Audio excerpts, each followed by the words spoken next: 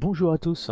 Je voulais faire un petit point pour. Il y en a beaucoup qui me disent, mais comment vous faites pour déterminer les grandes tendances du marché, et pourquoi vous avez acheté en- après la crise financière de 2008? Alors, je vais vous expliquer. En fin de compte, c'est tout simple, c'est que beaucoup de traders utilisent une échelle normale. Moi, j'utilise une échelle logarithmique pour les analyses long terme. Donc j'ai tout simplement, j'active échelle logarithmique et là vous avez une vision beaucoup plus logique du marché. Alors pourquoi j'avais acheté, là on est sur le Nasdaq, pourquoi j'avais acheté le Nasdaq après la crise de 2009? Tout simplement, moi j'avais acheté à ce niveau-là, j'avais ouvert un PEA et j'avais acheté ici, là, juste après, ici. Alors pourquoi j'avais acheté ici? J'avais tenté l'achat ici, pourquoi? Parce que là on avait un plus bas. Là on avait un plus bas qui était plus haut que celui-ci. Et j'ai tenté l'achat pour me dire voilà, on a eu les grosses crises. Et là j'ai renforcé après sur ce niveau-là à la cassure de cette boîte de tendance. Donc là j'avais des premiers achats, j'avais investi 25% de mon capital et là j'ai investi les 75 autres restants. Ensuite, pourquoi j'ai vendu sur ce niveau-là en 2021 et pourquoi j'ai soldé mon PEA sur ce niveau-là ici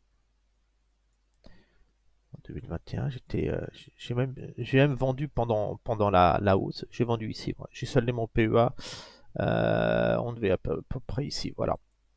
Alors j'ai soldé mon PEA, pourquoi? Parce que des fois, vendre trop tôt, c'est gagner beaucoup d'argent. Et je savais que les banques centrales allaient changer leur politique monétaire, que l'inflation allait arriver. C'était vraiment ce niveau de vente ici. C'est pas un niveau technique, c'est vraiment fondamental, économique, géopolitique qui m'a fait vendre le marché. Après, quand on voit la hausse de l'indice, la progression de l'indice aussi, les valorisations des valeurs où ça s'est littéralement envolé, hein, on voit le mouvement haussier qui est énorme, on arrive à saturation en fin de compte. Une action ne peut pas prendre doubler de capitalisation comme ça tous les ans. C'est pour ça que sur le Nasdaq, on est à l'aube d'une grave crise, hein, comme celle-ci, un gros mouvement baissier. Au minimum, ce sera un mouvement comme celui-ci. Mais vu la hausse de l'indice, on peut très bien tomber. Donc ça, on le verra avec le temps. Ça va dépendre de la crise, de l'évolution, de la guerre en Ukraine et tout. Mais pour l'instant, le mouvement qu'il faut favoriser, ça va être une cassure de cette droite ici, là. Voilà. Donc je vise au minimum les 8000 points, mais je ne serais pas surpris qu'on aille chercher les 5000 points sur le Nasdaq en cas de grave crise. Euh, alors, l'échelle logarithmique, elle est à utiliser quand même régulièrement quand vous avez des actifs qui sont extrêmement volatiles. On va prendre par exemple le cas, beaucoup trade le Bitcoin. J'ai fait une vidéo sur le Bitcoin où je vise les 15 000 points sur le Bitcoin. Et c'est vrai que c'est pas très parlant quand on voit le graphique et tout, mais si on passe en échelle logarithmique, si je prends le Bitcoin, ici, je vous invite à utiliser ça. Voilà, là on a le Bitcoin en échelle logarithmique. Donc c'est un petit peu pénible à régler quand on voit, mais on voit que bon, le Bitcoin qui reste dans cette tendance, dans une tendance haussière là ici, voilà, mais qu'on est limite en train de la casser. Donc si on passe en hebdomadaire, voilà, on va ajuster, voilà. Là on voit et on a plus du tout le même graphique. Là on voit le plus haut était à proximité de celui-ci. C'était pas si on prend ici ce graphique là par exemple, vous prenez celui-ci vous le passez en graphique, c'est plus du tout la même chose. Là, vous avez l'impression que c'est une tendance hyper haussière. Par contre, si vous passez en logarithmique, qui est beaucoup plus logique, hein, parce que la valeur, la volatilité est énorme sur cette devise, on a vu la performance. Ici, en échelle logarithmique, bah déjà, on a une droite de tendance qu'on peut tenter. Ici, on avait quand même ici, vous avez le beau signal d'achat ici, par exemple. Là, c'est un signal d'achat. Donc, c'est tout de suite plus clair en échelle logarithmique sur ce type de sous-jacent. Ici, vous avez, par exemple, un excellent signal d'achat sur ce niveau-là. Les SMA ont croisé. Et là, par contre, vous avez un excellent signal de vente ici. Ici, fallait shorter. Vous avez le croisement des SMA.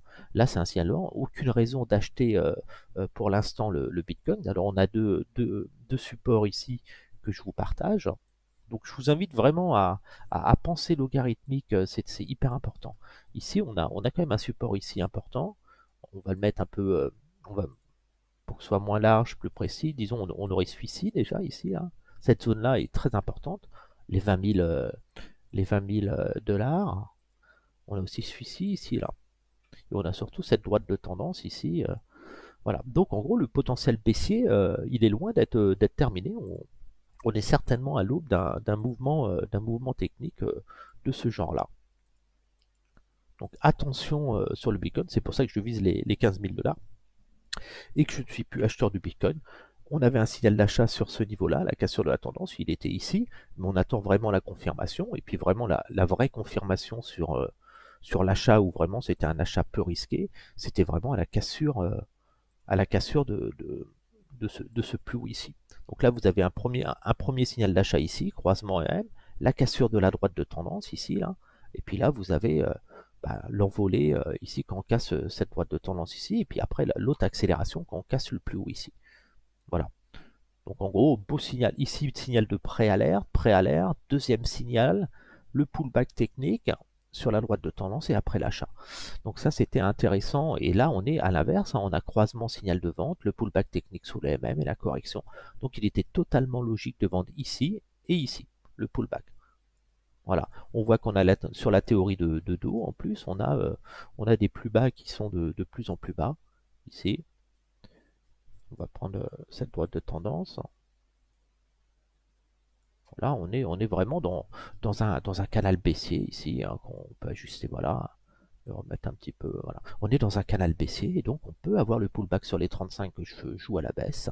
Donc moi je joue un petit rebond technique et puis après on va aller baisser et viser certainement les 15 000 dollars ma cible sur le Bitcoin et on n'est pas à l'abri d'une chute à proximité de cette droite de tendance qui servira de support certainement les 7000 ou 8000 dollars. Je voulais faire ce petit point, c'était important sur le point technique parce que je regarde énormément de chaînes YouTube, je m'intéresse aussi à ce que font les autres. Il y a du bon, il y a du moins bon, et je vois personne qui utilise les échelles logarithmiques alors que c'est la base en trading. J'ai lu beaucoup de livres de traders pros, soi-disant, de formateurs, et l'échelle logarithmique, ils ne l'utilisent pas alors que c'est la base en trading pour déterminer des tendances très long terme. On ne peut pas déterminer des grands cycles. Si on prend par exemple sur le Dow Jones, l'US 30, si vous voulez acheter après le crack de 2009, il n'y a que l'échelle logarithmique qui va vous permettre de déterminer ce mouvement-là. Donc toujours passer en logarithmique. Okay. Voilà. Là, vous voyez vraiment, vraiment la tendance est beaucoup plus claire, quoi. Là, vous êtes à la crise de 2009, vous avez un beau signal d'achat ici. Et là, vous faites plus de, ici, hop, vous faites plus de plus bas, ici.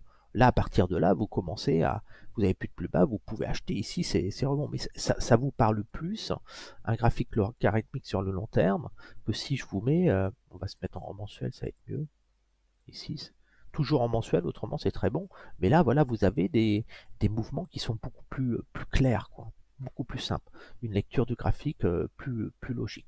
Donc là, par exemple, on pourrait se dire, vous avez déjà une droite de tendance qui est beaucoup plus logique ici. Voilà, vous avez un canal qui est beaucoup plus sain ici.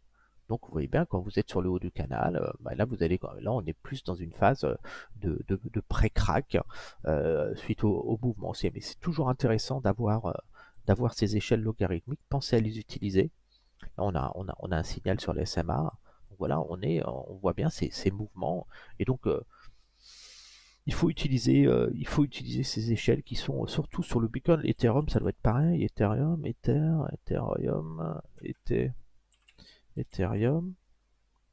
Alors, on va prendre les. Je ne sais plus l'écrire. Si on prend par exemple, tiens, sur l'or, très intéressant, il y en a beaucoup qui le gold, on va prendre. Le gold, c'est intéressant aussi en logarithmique. Gold, on va prendre gold US, voilà ça. Voilà, on va se mettre en mensuel. Là, on a vraiment le gold en logarithmique mensuel. Donc là, c'est totalement différent. On voit vraiment, on a une vision beaucoup plus saine du marché. Voilà, et on voit qu'on va venir taper. Et pour moi, le gold, à un moment, il va décoller. On a eu le signal d'achat ici. Hein, ils ont commencé à acheter.